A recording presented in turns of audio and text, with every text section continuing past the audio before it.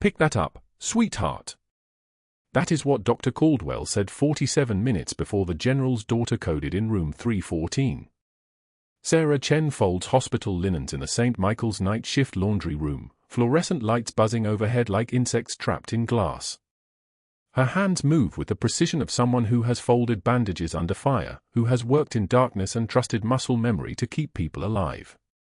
Navy scrubs hang loose on her frame. On her left shoulder, visible only when she reaches high, are the faint outlines of old shrapnel scars, 3 thin lines like claw marks, souvenirs from Ramadi that she covers without thinking anymore. The linen smell of bleach and hot steam. Safe smells. Predictable smells. Nothing like the copper and diesel and burning rubber of 7 years ago. She reaches for her locker at 2,247 hours. A tarnished military challenge coin tumbles out, brass worn to dull grey, one corner bent where a bullet creased it, the emblem almost unreadable. She catches it with reflexes that are far too fast for a civilian night shift nurse, the kind of catch that comes from catching things in darkness while people screamed. The coin disappears into her scrub pocket before anyone could see it catch the light. Just a habit. Just another object that means nothing to the people around her. St. Michael's Hospital in Houston stretches across for city blocks, but the pediatric wing on the 3rd floor is where Sarah has asked to work the night shift. The night shift where fewer people ask questions. Where the attending physicians are home with their families. Where a quiet nurse can move through corridors without drawing attention, checking vitals and running 4s and holding the hands of children who cannot see their parents' faces in the dark. The pediatric ward smells of antiseptic and fear, that particular chemical smell that combines hand sanitizer and the faint residue of tears. Room 314 sits at the corner of the East Wing, and Sarah has memorized the 17 steps to reach it from the nurse's station. She makes the walk at 2,301 hours, a chart tucked under her arm, her badge clipped to the edge of her pocket where it will not make noise against the metal railings in the hallway. Inside room 314, 7-year-old Emma Wade sits in darkness because light means nothing to her anymore. The ophthalmology report in her chart uses phrases like irreversible optic nerve damage and complete loss of light perception bilaterally and unsuitable for surgical intervention. The words accumulate like a sentence. 6 specialists have seen her in the past 42 days. 6 doctors have stood at the foot of her bed and told her parents the same thing in different orders. There is nothing to be done. Her daughter will not see again. General Marcus Wade sits in the vinyl chair beside the bed, and Sarah recognizes him the moment she enters the room, the particular set of his shoulders, the way his left hand rests on the armrest with the thumb slightly extended, the scar tissue on his knuckles that spells out years of training. She has not seen his face outside of combat gear since 2017, in a forward operating base near Fallujah where the mortar fire would not stop and he was bleeding out from a femoral artery wound and someone had to apply a tourniquet while rounds punched through the plywood walls. His left forearm bears a tattoo. She knows exactly what the letters spell without looking at it, because she has thought about those letters every day for 7 years. Chen. He does not recognize the quiet woman in navy scrubs who enters room 314 at 2,301 hours on a Thursday night. Master Chief Petty Officer Sarah Chen is not someone the general has seen outside of adrenaline and trauma and the kind of darkness where you cannot see your own hands in front of your face. The woman standing before him checking his daughter's cardiac monitor is not the voice that guided him through the Ramadi streets with 2 gunshot wounds and a collapsed lung. She is not the person he has searched for in military rosters and casualty reports for years, wondering if she had survived the deployment that took so many others. He simply nods to her, exhaustion carved into the lines of his face like scars. Night shift. Yes, sir, Sarah says, and her voice is steady and small and exactly what a night shift nurse should sound like. I'll be checking on Emma every 2 hours. She does not say the general. She does not say welcome home. She does not say, I carried you 3 miles with blood on my gloves and your weight against my ribs while the city burned. She simply begins documenting Emma's oxygen saturation, her heart rate, the slight tremor in her small hands that indicates anxiety even in sleep. Emma's chart is a catalogue of despair. Every specialist has written essentially the same conclusion, the accident that damaged her optic nerves was catastrophic and final. One ophthalmologist has written in the margins, in small script, patient cried during examination. Recommend psychiatric consultation. Another has simply written, no intervention available. The most recent note, from 4 days ago, states flatly, further appointments not medically indicated. Sarah studies the imaging reports while the general watches his daughter sleep. MRI scans show the damage with clinical precision: swollen optic nerves, areas of demyelination, hemorrhage within the nerve sheath. The images are clear and terrible and definitive. Every line of medical evidence points to the same conclusion that the 6 specialists have reached. There is nothing to be done. But that was not the worst part. The worst part was knowing that 5 hours from now, Dr. Caldwell would arrive to begin his rounds, and he would look at this case and see only another child he could not fix, another family he could not help, another failure he would add to his growing list of patients deemed unsuitable for surgical intervention and then forgotten. Sarah finishes her documentation and leaves room 314 at 2,314 hours. The general is already asleep in the vinyl chair, his hand still resting on the edge of Emma's mattress. His daughter sleeps without dreaming, which is a mercy of sorts. Sarah walks back to the nurse's station with her chart, and she passes the break room where Dr. Marcus Caldwell is holding court with a small group of pediatric residents. Through the window, she can see him laughing, surrounded by younger doctors who are learning his methods, his arrogance, his particular way of making anyone around him feel small. He sees her walk past the break room window and his expression shifts. Something registers behind his eyes, a calculation, an assessment, a measurement of this new variable in his world. Dr. Caldwell has run the pediatric wing at St. Michael's for 15 years without serious challenge. Every nurse understands the hierarchy. Every resident learns quickly that questions are discouraged and obedience is rewarded. His kingdom has been quiet and unchallenged and entirely his own. And then Sarah Chen walked through the doors on the night shift, and something in his certainty fractured. He stands up. He can be heard calling out even from inside the break room, "Gentlemen, let me introduce you to something. This is Sarah Chen.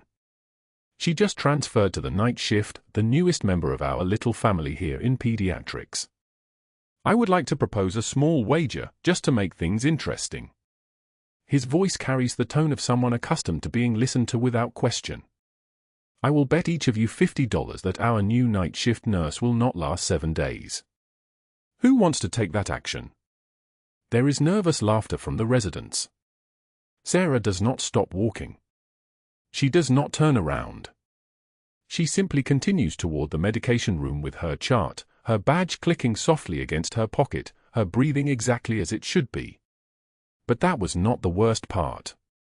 The worst part came 38 minutes later, at 2,352 hours, when Dr. Caldwell walked into the hospital cafeteria while Sarah was retrieving a cup of coffee and a sandwich from the evening shift's leftover trays. The cafeteria is nearly empty at this hour, 2 orderlies at a far table, a custodian restocking supplies, no one who matters to anyone Caldwell needs to impress. He approaches her from behind. She sees him in her peripheral vision, notices the way his white coat seems to take up more space than it should, the way the air pressure changes when he enters a room. She does not turn around. She simply removes her tray from the warming station, a turkey sandwich with mustard, a cup of decaf coffee, a small side of coleslaw, and she stands for a moment, not moving. "Careful," he says. "You're blocking the good coffee." She shifts her tray slightly to the right. He could move around her easily. Every person in that cafeteria knows he could move around her easily. Instead, he reaches out and sweeps his arm across her tray. The movement is casual, almost idle, as if he has simply misjudged the space. The turkey sandwich slides onto the tile floor. The coffee cup tips and shatters, sending ceramic shards spinning across the tile like compass needles. Charts that had been resting on the edge of her tray scatter across the ground, patient records, vital sign sheets, a medication log. "Oh, that's unfortunate," he says, and his voice carries that particular tone of false sympathy that some men use when they know they can do what they want without consequence. "Pick that up, sweetheart." This is a hospital, not a picnic grounds. The cafeteria goes silent. That particular kind of silence that happens when people are watching to see how someone will respond to being humiliated in public. The custodian stops restocking supplies. The orderlies pause mid-conversation. Even the fluorescent lights seem to hum louder in the absence of movement. Sarah kneels down. Her movements are steady. Her jaw clenches once, just enough that someone watching closely might see the muscle bunch beneath her skin, but only if they were looking for it, and Caldwell is not looking for subtle signs of anger. He is looking for tears. He is looking for trembling. He is looking for some sign that his authority has crushed her spirit. She collects the sandwich first and places it in the garbage bin. Then she moves to the broken coffee cup, gathering each ceramic shard into her palm with careful precision, the kind of precision that comes from having collected shrapnel from a compound floor in Ramadi while her hands shook with adrenaline. She places each piece in a small pile on her tray. The charts scatter across a wide area. Sarah gathers them systematically, checking each one before placing it back on her tray. Patient charts are sensitive. They cannot be left on cafeteria floors. She works with the same careful attention she would give to a surgical instrument, each movement deliberate and focused. No one helps her. No one moves. No one speaks. She collects the last chart, a pediatric cardiology consultation, and she stands up. The tray is now full of broken ceramic and scattered papers and the remains of a meal. She does not look at Dr. Caldwell. She simply holds the tray with both hands and continues toward the sink to clean up the broken glass. "Thank you," she says quietly, and her voice is exactly level, not trembling, not bitter, just simply thank you, as if he had just held a door open for her instead of deliberately knocking her tray to the floor. "I appreciate you keeping the floors clean." She moves past him without waiting for a response. Behind her, in the silence of the St. Michael's cafeteria at 2352 hours, Dr. Caldwell stands alone by the warming station. His colleagues have returned to their meals. The orderlies have returned to their conversation. The moment has passed. And he is left with the peculiar sensation that something has just occurred that he does not fully understand, that in trying to humiliate this quiet night shift nurse, he has somehow revealed something about himself instead. What he did not know was that he had just tried to break a woman who had spent 7 years carrying pieces of war in her body and in her mind, and who had learned that true strength is not about refusing to bend, but about being willing to kneel for a patient's chart while the world watched, and never once allowing anyone to see that it cost her anything at all. The break room at St. Michael's smelled like burned coffee and the particular exhaustion that settles into linoleum around 0600. Dr. Caldwell stood by the refrigerator, residents clustering around him like satellites pulled into orbit by gravitational force.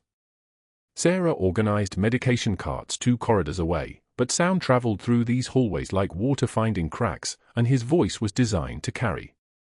$50, Caldwell announced, loud enough that the nurse's station could hear it. "Says the new night shift nurse doesn't last a week." The residents laughed. That careful laughter of people watching their superior set the tone. One of them glanced toward the hallway where Sarah worked. Caldwell saw the look and smiled. "These military types think trauma experience translates to hospital medicine," he continued, his words reaching their intended audience. "It doesn't. We have standards here.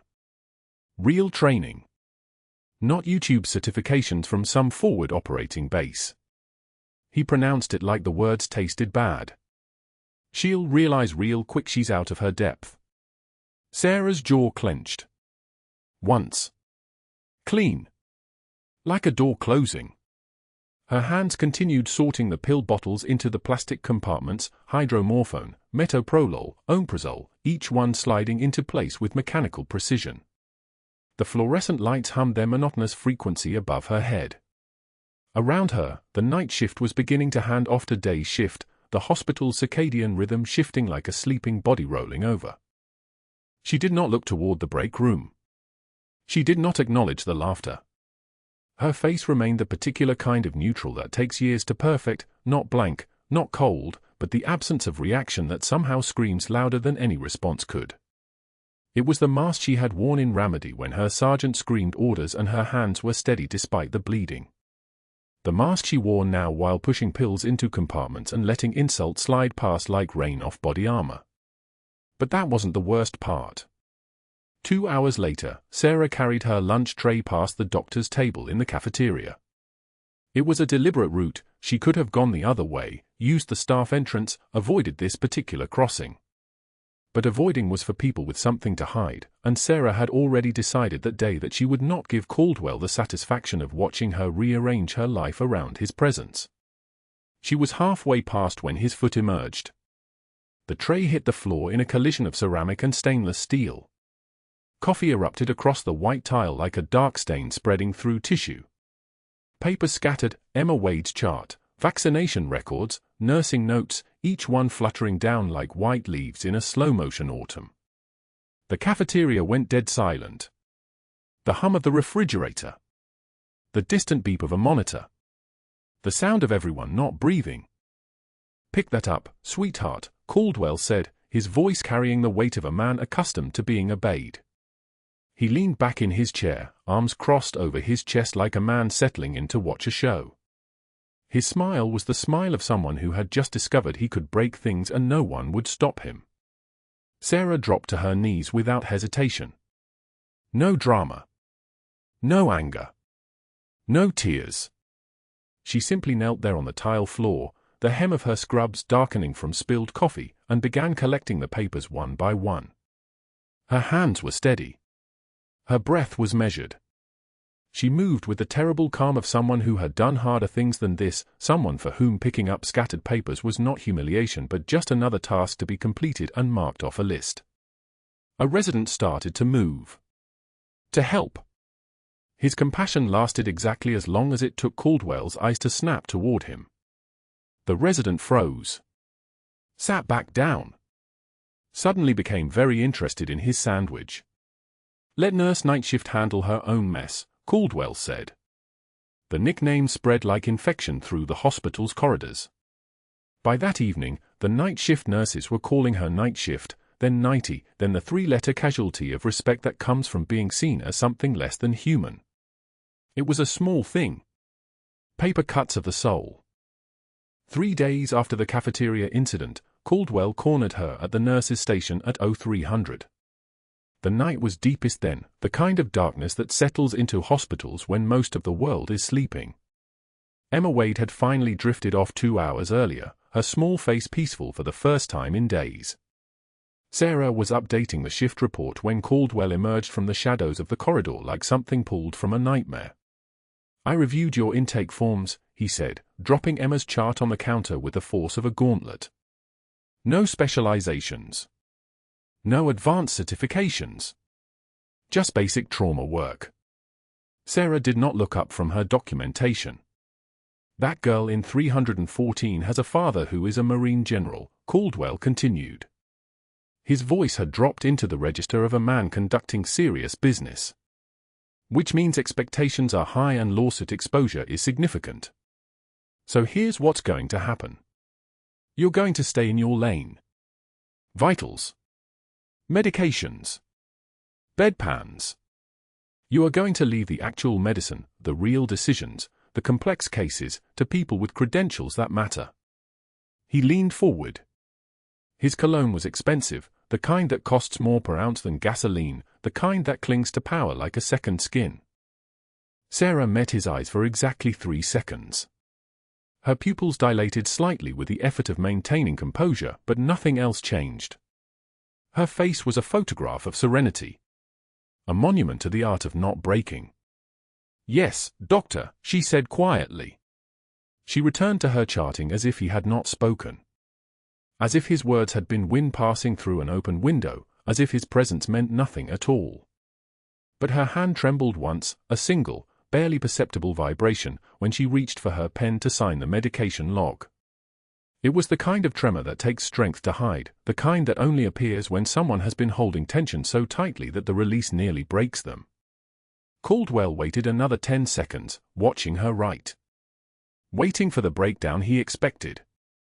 waiting for the crack in her composure that would confirm his hypothesis that this quiet woman was simply not built for hospital work. When nothing came, when Sarah simply continued documenting with the precision of a machine, he turned and walked back toward the physician's lounge, his footsteps echoing off the polished floor like a metronome counting down toward something. After her shift ended at 0700, after she had completed her handoff report and checked on Emma one final time, Sarah did something she rarely allowed herself. She went to the supply closet on the third floor, the one that nobody used, the one behind the emergency linens and the old portable defibrillator that had been replaced 3 years prior. She sat in the darkness and pulled the tarnished military challenge coin from her pocket. It was heavy in her palm, despite weighing almost nothing. The coin was damaged from shrapnel, from 3 years of being carried in a flak jacket pocket while she saved lives in Ramadi. On one side, barely visible even in good light, was her unit designation. On the other side, the image of an eagle with its wings spread like it was about to take flight. General Marcus Wade had given this coin to her on her last day of service. He had pressed it into her hand with trembling fingers and said, "Master Chief, you carried me out of hell. I'll never forget." Then he had left the military, and she had left the public service records behind, and now she sat in this closet with his daughter sleeping 2 floors above while he walked the hospital corridors, not recognizing the woman who had once held his life together. Her shoulders shook once. A single convulsion that she allowed herself because no one could hear it here. Because no one was watching. Because she had learned long ago that strength was not about never breaking, it was about choosing when and where to break, in the privacy of darkness, alone. She gave herself 60 seconds. Then she locked the coin back in her pocket, locked the vulnerability back in her chest, and stood. The supply closet door opened with a whisper of hinged metal. The hallway beyond was empty and bright with fluorescent light. By the time she reached the parking lot, her face was composed again, her hands were steady, and there was nothing left in her expression to suggest that anything at all had happened.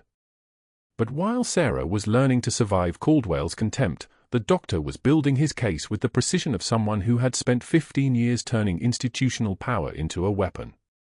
That same afternoon, Caldwell sat across a mahogany table from his medical school mentor, Dr. Harrison, at the River Oaks Country Club. The restaurant overlooked the golf course where old money came to pretend that the rest of Houston did not exist. The tablecloth was white linen. The silverware was real silver. "We have a liability issue," Caldwell said, sliding a folder across the table. "I'm concerned about patient safety." Inside the folder were Sarah's credentials, printed out, highlighted, annotated with question marks and question marks. Her nursing certification. Her background check. Her previous employer evaluations.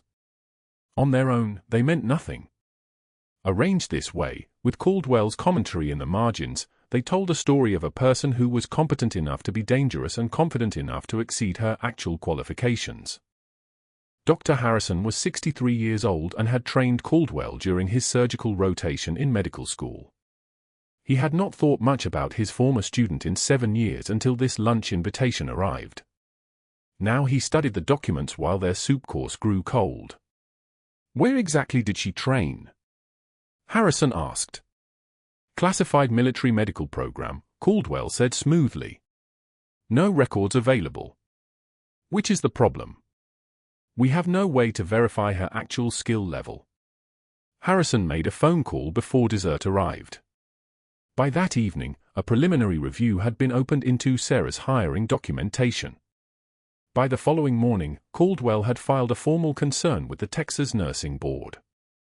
By the end of the week, his third call had reached Dr. Patricia Morrison at Houston Methodist, planting seeds of doubt about a nurse who might soon be applying for positions elsewhere. Meanwhile, Sarah continued her night shifts with no knowledge of the institutional machinery grinding against her. She sat with Emma Wade during the girl's worst hours, the 0200 panic attacks when the darkness outside the window seemed to match the darkness inside her ruined eyes, the moments when being 7 years old and blind felt like a punishment from God. Emma would cry silently, tears sliding down her small cheeks, and Sarah would sit beside the bed not offering false comfort but simply offering presence. "Tell me a story," Emma whispered one night, her voice small and fractured. Sarah's voice shifted then. It dropped into a register that was almost never heard outside of classified briefings and emergency helicopters. It became the voice of a woman who had seen things that would never appear in official reports. She described Ramadi sunsets, the way light turned sand into gold, the way the muezzin's call sounded like prayer being unraveled into the air, the way her unit had once stopped for exactly 3 minutes to watch the sky ignite in colors that didn't exist in Houston. She was careful. She said nothing about combat. Nothing about blood or fire or the weight of carrying someone through darkness. She spoke only of beauty, and of endurance, and of the strange way that even terrible places sometimes hold moments of grace. General Marcus Wade stood in the doorway listening, still in his dress uniform despite the late hour. Something nagged at the edge of his memory, that voice, those cadences, the way this nurse spoke about Ramadi like someone who had actually been there. But his mind could not place it. The Master Chief Petty Officer who had saved his life in 2007 had been someone different. Someone harder. Someone whose voice carried the weight of command. This was just a night shift nurse. He did not recognize her. But he was grateful to her in a way that surprised him, grateful in a way he couldn't quite explain, and when Sarah finished her story and Emma finally drifted toward sleep, he whispered, "Thank you," and she simply nodded without turning around. In his office, Caldwell made another note in his personal file about the nurse in room 314. Inappropriate attachment to high-profile patient. Boundary violation concern. He was building the case carefully. Methodically. Like someone who had learned that true power was not about striking hard, it was about striking everywhere at once until there was nowhere left to run. At 01:47 on Thursday night, the cardiac monitor alarm pierced the pediatric ward like artillery fire. Sarah's hands moved before her mind caught up. She was out of the break room in 3 seconds, her badge swinging, her shoes hitting tile in the distinctive rhythm of someone who had learned to run toward chaos instead of away from it. The hallway stretched longer than it should have. Room 314 was 12 doors down. She counted them without thinking, muscle memory, a habit from field hospitals where you timed your sprint to incoming rotors. Emma Wade's monitor screamed. 3 short bursts, then silence. Then screaming again. Sarah pushed through the door and the world contracted to a single child. Emma's lips were blue. Not pale. Not flushed. The specific shade of cyanosis that meant the oxygen in her blood had dropped below safe levels. Her neck veins distended like cords pulled taut, bulging outward in a way that made Sarah's stomach clench because she had seen that only twice before, both times in Ramadi, both times in patients who died 30 seconds after she noticed it. Emma's small frame gasped against the mattress, her blind eyes wide with the particular terror of suffocation, that primal animal fear of not being able to breathe. General Wade stood frozen at the bedside, his tattooed forearm visible where his sleeves rode up. The name inked there, Nightingale in Gothic lettering, caught the fluorescent light for just a moment before Sarah's attention locked entirely on his daughter. "What's her pressure?" Sarah said. Not a question. A demand. Dr. Peters, the on-call resident, stumbled into the room behind her, still buttoning his white coat.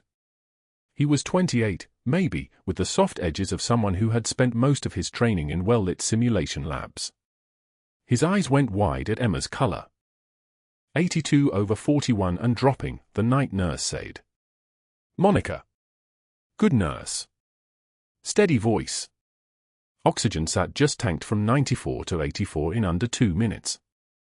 Came on suddenly. She was stable at midnight rounds.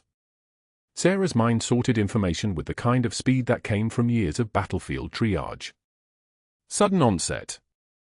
Septic-looking vitals. Blue lips and distended neck veins. The combination meant one thing, fluid pressing on the heart. Cardiac tamponade. The pericardium, the sac surrounding the heart, had filled with fluid, probably from an infection the day team had missed because they hadn't looked hard enough or hadn't cared enough. Either way, Emma's heart was being compressed like a fist squeezing something fragile, and in minutes, maybe less, her pressure would crater to 0 and she would code. "I'm calling cardiology," Peters said, reaching for his phone.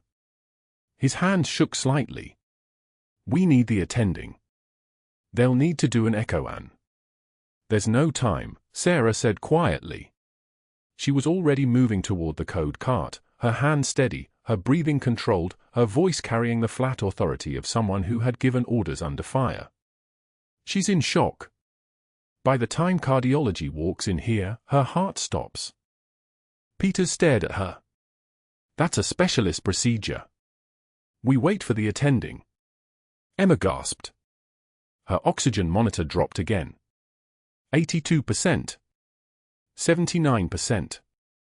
The numbers descended like a countdown. General Wade made a sound, not a word, something deeper. A father's prayer. Sarah grabbed the ultrasound machine. The thing was the size of a small printer, mounted on a rolling stand that had been repaired so many times it squeaked in protest. She'd used one of these in a tent in Ramadi when a Marine with shrapnel in his chest cavity needed to know if he was bleeding internally. She'd used one in emergency rooms where blood meant life and seconds meant everything. She positioned the probe on Emma's chest with the competence of someone who had looked into 100 bodies looking for reasons they shouldn't die. The ultrasound lit up. Black and white. And there, visible as a crescent of dark fluid surrounding the bright echo of Emma's heart, the effusion. 60, maybe 70 milliliters of infected pericardial fluid compressing the ventricle. Textbook cardiac tamponade. And textbook fatal in approximately 90 seconds. Step back, Sarah said to Peters. Not a request. It wasn't a tone she had used since Ramadi. It was the voice of someone who had worn senior enlisted advisor insignia, who had led 34 Marines through hostile territory, who had made decisions that meant people lived or died based on what she said in the next 5 seconds. Peters stepped back. His body obeyed before his mind could argue. Sarah prepped Emma's chest with antiseptic, the smell sharp and chemical.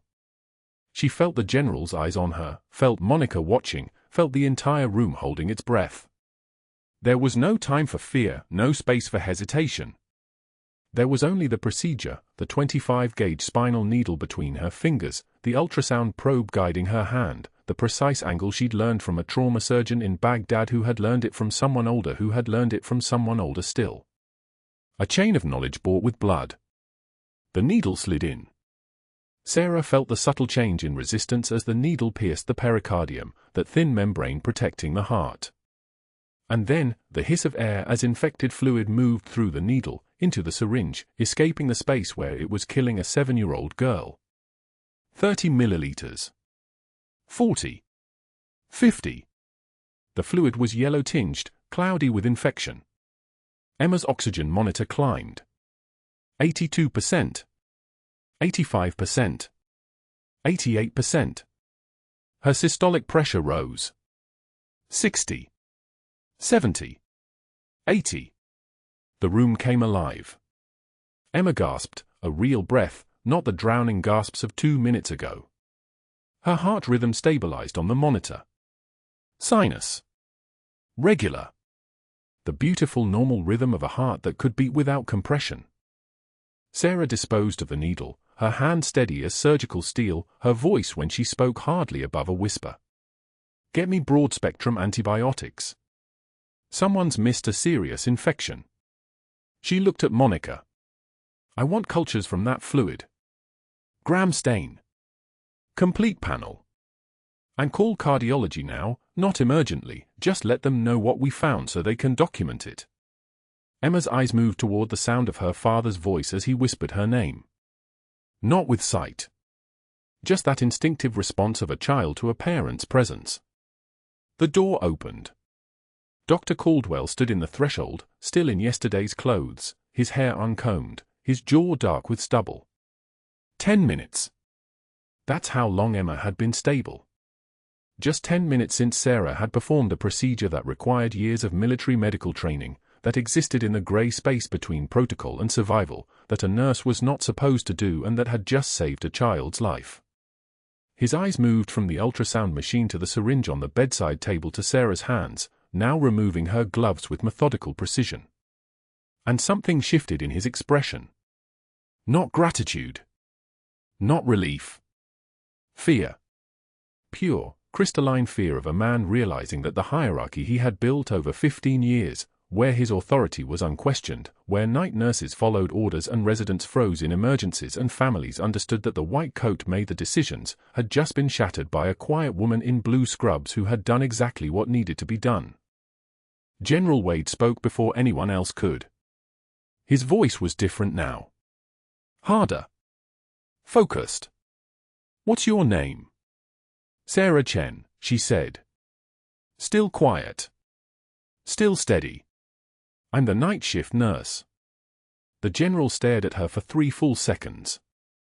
His tattooed forearm, where Nightingale was written in letters like a prayer, was visible in the fluorescent light.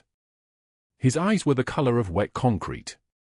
And in those eyes, Sarah saw the moment he did the math, the timing, the voice, the way she had moved in crisis, the impossible coincidence of a woman with her name appearing in his daughter's hospital room when no one else could save her. But that wasn't the worst part for Dr. Caldwell. The worst part was the knowledge that every administrator, every colleague, every attending physician who walked through St. Michael's Hospital would eventually know exactly what had happened in room 314 at 0147 on a Thursday night. They would know that his night shift nurse had performed a procedure he couldn't have done. They would know that his absence in moments of actual crisis had been exposed by the presence of a woman he had tried to humiliate into leaving. They would know that he had chosen vanity over patient care, and a 7-year-old girl had almost paid the price. Sarah finished removing her gloves and turned her attention back to Emma, whose oxygen saturation now held steady at 94%, whose heart rhythm remained normal, whose father stood beside her with tears running down his weathered face. Dr. Caldwell remained in the doorway, his hands at his sides, his expression shifting from fear to something darker. Dr. Caldwell's hands trembled as he gripped the hospital phone at 0612, his voice tight as wire when Dr. Harrison answered. "The nurse I mentioned. She performed a pericardiocentesis without physician supervision. A spinal needle near a 7-year-old's heart." Silence on the line. Harrison's voice came back measured but edged. "You're certain?" "I have the procedure logged. Ultrasound guided, fluid drained, vitals stable." But it wasn't her procedure to perform. Caldwell paced his office, watching dawn break over Houston through windows that suddenly felt like a trap closing. If that girl had died, the lawsuit would have destroyed us both. He hung up and immediately dialed again. The Texas Nursing Board receptionist transferred him to a supervisor by 0830. Caldwell's tone shifted now, official, documented. Filing a formal complaint. Advanced practice nursing violation. The RN performed a diagnostic therapeutic procedure restricted to licensed physicians. I have witnesses. I have the chart entries. He spelled Sarah's name slowly, letting each letter land like a nail. Her credentials need immediate review. This is a patient safety issue. The supervisor's voice turned bureaucratic, concerned.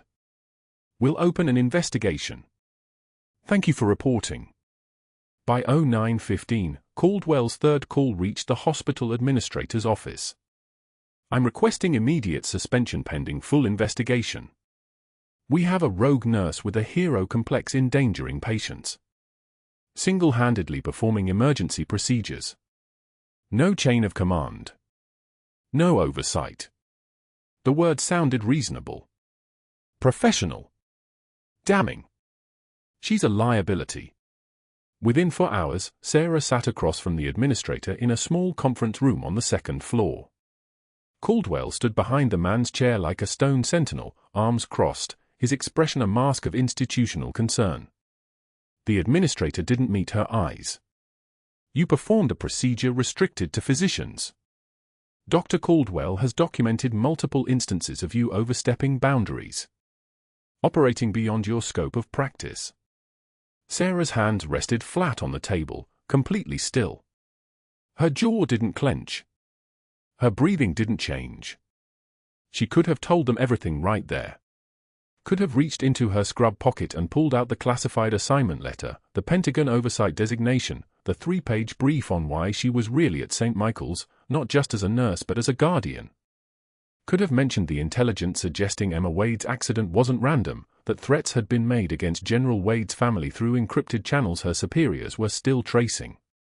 Could have revealed her true rank, her Master Chief Petty Officer commission, her 22 years of service that made every other credential in this room look like a junior high diploma.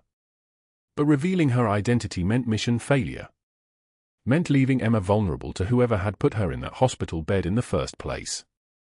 Meant abandoning her post because pride mattered more than the child who needed her. Sarah had carried Marines through 400 meters of Ramadi fire while their blood soaked through her body armor. She had held 7 patients alive through a 6-hour firefight with nothing but tourniquets and morphine and the kind of will that doesn't acknowledge its own limitations. She would not break now over bureaucracy. "I understand," Sarah said quietly, her voice carrying the specific gravity of someone who had already survived worse. "I'm suspended pending review, effective immediately." She didn't argue. Didn't explain. Didn't defend. She signed the paperwork while Caldwell watched with satisfaction, painting his features like a man finally seeing the world return to its proper order. The signature on the termination form read Sarah Chen, RN. Not Master Chief. Not the woman who had once saved the general's life. Just a nurse who had overstepped. That evening, Sarah stood in the hospital laundry room where blue scrubs hung in industrial racks like ghosts waiting for resurrection. The fluorescent panels cast everything in sterile white. No shadows to hide in here.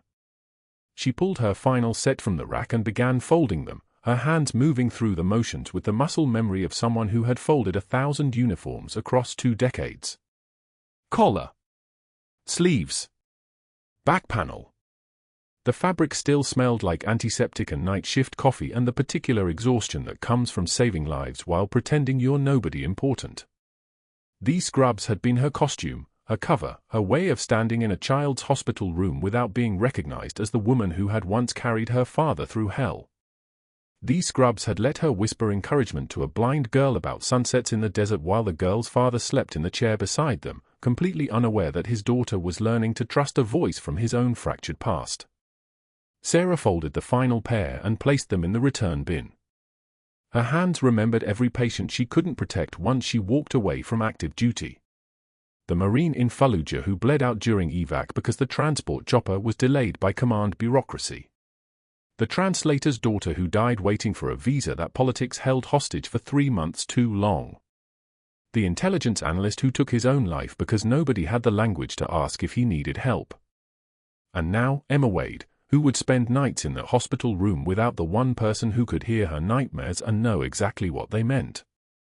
The tarnished challenge coin sat in Sarah's scrub pocket, its weight familiar as a heartbeat. She pulled it out and held it in her palm, the Ramadi coin, the one she'd forged from aircraft wreckage and shrapnel after the battle, the only physical proof that she had been there, that she had done the things that history would never officially acknowledge. She turned it over, feeling the rough edges where no polishing would ever smooth them. The only proof of who she really was. Sarah walked past room 314 one final time before leaving the hospital. Through the open doorway, she saw Emma sleeping, her small frame outlined by the monitors that tracked every breath. General Wade sat in the chair beside his daughter's bed, his large hand wrapped around her tiny fingers, his head tilted back against the wall in the exhausted posture of a father who had only just learned his child was alive. He didn't see the woman pausing in the hallway. He had no idea that the quiet night nurse who had checked his daughter's vitals and adjusted her blankets and whispered encouragement about getting stronger was the same Master Chief who had dragged him 300 meters through open fire while his shoulder shattered under insurgent rounds. The Marine General had never seen her face outside combat gear. Had never heard the name Sarah Chen spoken in a military context. To him, she was just someone in scrubs who had happened to be there when his daughter needed saving. He would never know that she was leaving. That she had been erased from their story by a doctor who had more institutional power than integrity. She pressed her palm flat against the cold doorframe and held it there for 3 seconds. That was all the goodbye she could permit. The tarnished coin went back into her pocket as she walked toward the elevator, each step away from room 314 feeling like a tactical withdrawal, leaving a position, maintaining the mission, knowing that sometimes the bravest thing you can do is disappear. The changing room at St. Michael's smelled like antiseptic and sweat, that particular blend of exhaustion that clings to hospital staff after 12-hour rotations. Sarah stood alone in front of her locker, folding her scrubs one final time. The blue fabric felt heavier than it should have, as if all 8 months of night shifts had compressed themselves into the weight of cotton. She moved slowly, deliberately, the way someone does when they are committing a small goodbye to memory. Her hands, scarred from remedy and steady from 18 years of trauma medicine, folded each seam with precision. The challenge coin sat in her palm, tarnished silver with an eagle stamped across its face, before disappearing into her jacket pocket. That was when the staff entrance door crashed open. Derek Chen stood in the doorway, her 16-year-old son, breathing hard from running. He held something that made the fluorescent lights above seem suddenly too bright, a shadow box of dark walnut wood, lined in navy blue velvet. Inside, arranged in perfect rows, were medals. A bronze star caught the light first. Then a Navy Commendation Medal. Purple Heart. Purple Heart again. A Meritorious Service Medal with a V device for Valor. And there, at the top of the arrangement, a Navy Cross on its ribbon of deep blue and white stripes. "Mom," Derek said, his voice cutting through the changing room like a bell. "They need to see these." Sarah's hand stilled. The folded scrubs fell to the bench beside her locker. The changing room had perhaps 8 nurses present at that moment, staff cycling through shift changes, gathering their belongings, existing in that liminal space where hospitals breathe between night and day. They turned as one. Eyes moved from the shadow box to Sarah Chen standing in her civilian clothes, her jacket half on, her face showing nothing. But the eyes were there now.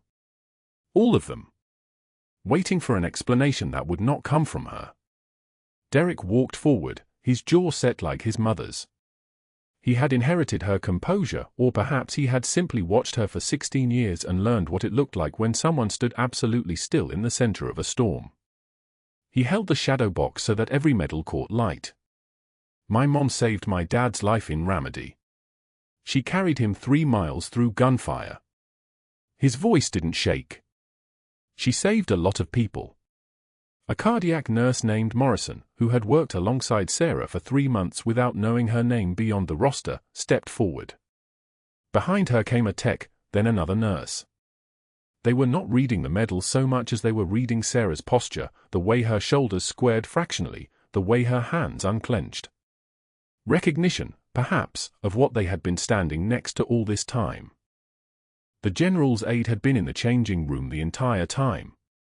He was a thin man named Richardson, mid-50s, with the bearing of someone who had spent his life in service to someone else's command. He stood near the lockers, watching. When Derek spoke about Ramadi, Richardson's entire body went rigid. It was not a dramatic movement. It was something smaller and more complete, a man whose neural pathways suddenly rewired themselves around a single name, a single call sign that had traveled through classified briefings and command networks for nearly 2 decades. Richardson spoke one word. It arrived in the changing room like a key turning in a lock. "Nightingale." The room went absolutely silent. That was Sarah's call sign from the 5th Marines. The name the combat medics had given to the Master Chief Petty Officer who could move through fire zones like she was invisible, who could hold a Marine spine together while rounds snapped overhead, whose voice on the radio meant someone was coming, someone was not leaving you behind. No one in the civilian world knew that name. It existed only in classified after-action reports and in the muscle memory of men who had bled in Ramadi's Jolan district and lived to return home because someone had been there when everything else was failing. A veteran security guard named Torres was stationed near the changing room entrance, former Marine, left service 5 years ago, took the hospital job to stay close to something that mattered. He had served under General Wade. He had never met Master Chief Chen. But he had heard the stories.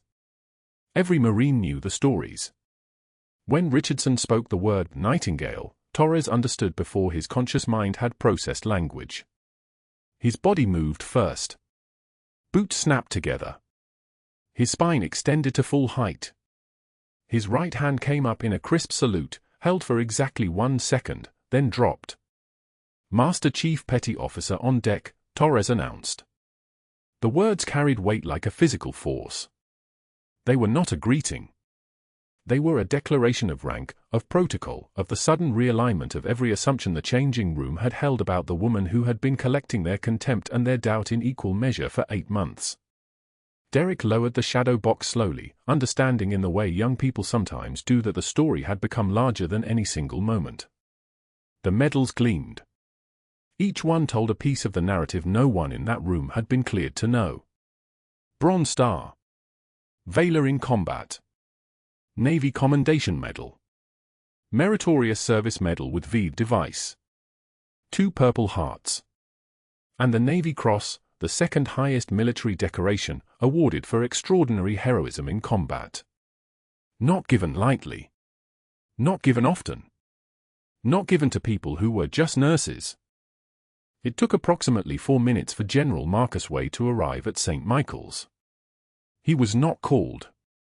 Richardson's phone had come out immediately, and a conversation had occurred that Sarah did not listen to while she stood in the changing room, surrounded now by nurses who were looking at her the way people look at someone they have been standing next to without seeing. General Wade entered through the staff entrance like he was conducting a tactical insert. He was a man of 62 with a prosthetic right leg that he navigated with the same military precision he brought to everything else. His face was lined with the particular kind of exhaustion that comes from losing part of yourself and refusing to surrender the rest.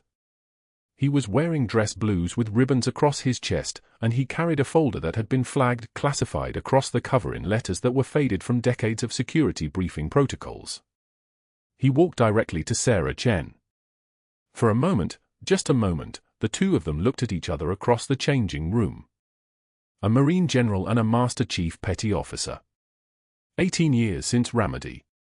18 years since a woman had carried a wounded officer 3 miles through enemy fire and deposited him at a forward operating base with the kind of professionalism that made people believe in their own survival. He had never seen her face outside of combat gear. He had no idea that the night shift nurse who had been monitoring his daughter's vitals for 8 months was the same person who had held his spine together with combat gauze and prayer. General Wade opened the classified folder and began to read aloud to the assembled hospital board that had been hastily convened in the hallway outside the changing room. His voice was formal, precise, the voice of a man delivering a citation. Master Chief Petty Officer Sarah Chen. Active service, 1993 to 2011. Rank upon separation, a Master Chief Petty Officer, United States Navy Medical Service Corps. He paused. The folder trembled slightly in his hands, the only visible crack in his composure. 18 years in active combat operations. 3 tours in Iraq. 2 tours in Afghanistan. Multiple additional deployments to areas of active conflict. His voice steadied. Bronze Star for Valor. Navy Commendation Medal with Combat V. 2 Purple Hearts. Navy Cross for Extraordinary Heroism Under Fire in Ramadi, Iraq, March 2005, when Master Chief Chen continued medical operations for 42 hours without relief while under direct enemy engagement, sustaining combat injuries while maintaining treatment protocols. The hallway had gone quiet. Nurses had stopped moving. A resident was staring at the medals in the shadow box. Dr. Harrison's voice was no longer present in anyone's memory, replaced by the weight of documentation and the voice of a general reading his own salvation aloud in front of witnesses. General Wade's eyes found Sarah's again. She carried me 3 miles through the Jolin district with a sucking chest wound and a fractured femur. She did not leave me. She did not stop.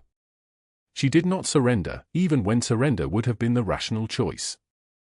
That is the person standing in front of you. From room 314 came the sound of small wheels on tile.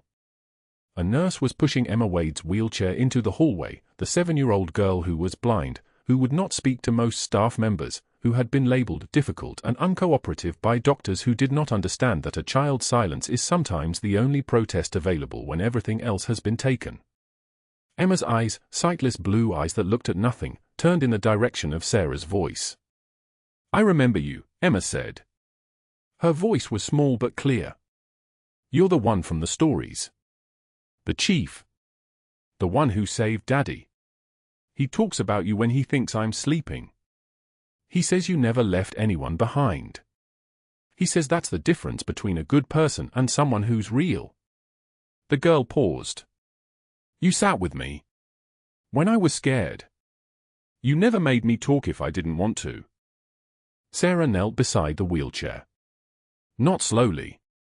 Not with the careful movements of someone approaching a bomb. She moved like a soldier moving into position, efficient, controlled, absolute. Her eyes that had seen combat trauma and refused to break under it, met the sightless stare of a child who had somehow known her from the beginning. That's right, Sarah said quietly. 10 words. Maximum composure. The voice that had ordered men to prepare for battle. We don't leave anyone behind. Not ever. Dr. Caldwell's face had stopped receiving blood.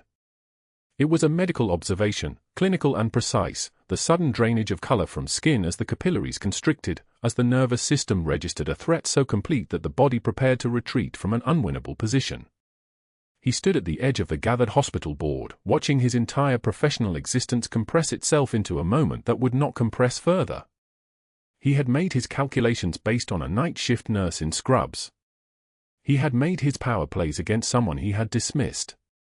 He had recorded his cruelty against a decorated Master Chief Petty Officer, and that recording had already begun its journey through the digital networks that would not stop moving until his career had been dismantled in front of people he had trained. The room went silent for 10 seconds. Then 12. Then 17. The kind of silence that contains the sound of an entire institutional order recalibrating itself around new information that changed everything. Sarah stood, her hand briefly touching the back of Emma's wheelchair. She did not look at Dr. Caldwell. She did not need to.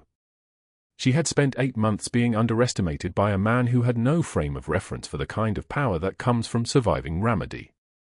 She had folded her scrubs in a changing room, ready to disappear, ready to withdraw from a battle she had not asked for. But sometimes the battle finds you anyway.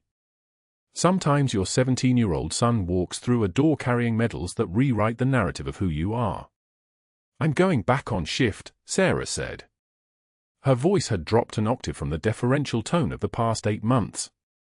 Emma still needs monitoring. The experimental protocol starts tomorrow. And there's paperwork. Morrison, the cardiac nurse, let out a sound that might have been a laugh. Richardson was already on his radio. Torres remained at attention until Sarah passed him, then followed the general down the hallway, 2 military men moving in the wake of someone who had never stopped being a soldier, even in scrubs, even in silence, even while everyone around her was getting the story of her life completely wrong. What happened next would echo through St. Michael's for years to come. But that story, the complete dismantling of Richard Caldwell's career, the video recorded by a cafeteria staff member that would reach 1.2 million views by midnight, the phone call from his own mentor expressing shame, the investigation opened by the Texas Medical Board, that story belonged to the reckoning that was already coming, inevitable as dawn, as methodical as a tactical operation executed by people who understood that some battles are won not through violence but through the simple, devastating act of telling the truth. For now, Sarah Chen walked toward room 314 to check the monitors of the general's blind daughter, her footsteps echoing down the hallway like the measurement of time itself, her hand steady, her composure absolute, her identity finally unclassified in the place where it mattered most. If you're enjoying this, please hit like and subscribe, it really helps the channel. And leave a comment letting us know where you're watching from.